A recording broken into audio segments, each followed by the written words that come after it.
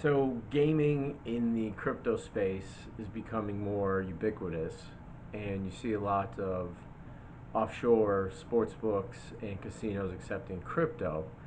But you also have the other side of that, which is your daily fantasy or just crypto-based games like crypto dice, Bitcoin dice, and the like. And the thing to remember when you're getting into any sort of crypto gambling operation is the delineation between game of skill versus game of chance. And a game of skill is peer-to-peer, right? Game of skill matches you against one or more other parties, whereas a game of chance matches you against the house, right? So your payout comes from the house. So when you think of like sports gambling, for instance, it's always against the house, right? You're taking this line and you're betting, over unders, or you're betting the winner by a certain amount of points, and the proceeds of your winnings will come from the house. That's always going to be a game of chance.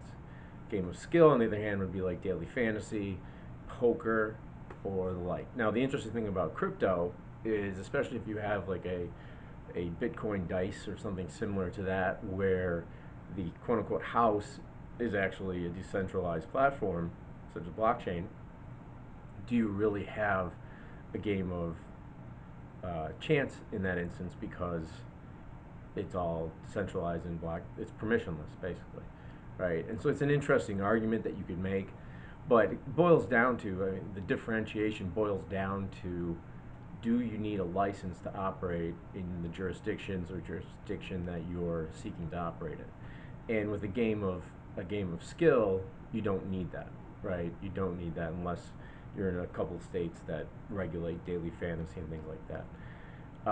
As a game of chance, you always need a license, and you see states now with the change in law coming on board and you know offering gaming licenses, right? But in an offshore context, there's always been a few stalwarts from where you can obtain a license, and over the next few videos I'll go through each of them. The lowest hanging fruit being Costa Rica, which doesn't by itself have a license, right? Doesn't necessarily offer a gaming license, but offers what's called a data processing license. And for a relatively small amount of money, approximately 40,000 US, you can obtain this license and operate an offshore casino, sportsbook, what have you, crypto-based or not, right?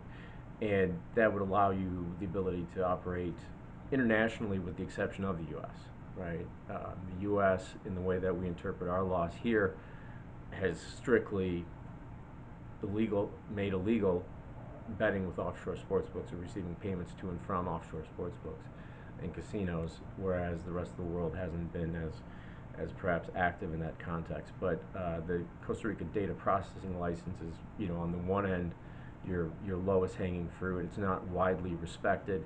You may have some issues with obtaining banking for the license, for the operation. On the other end of that, you have Isle of Man, Alderney, Malta, Gibraltar, Kanawaki up in Canada.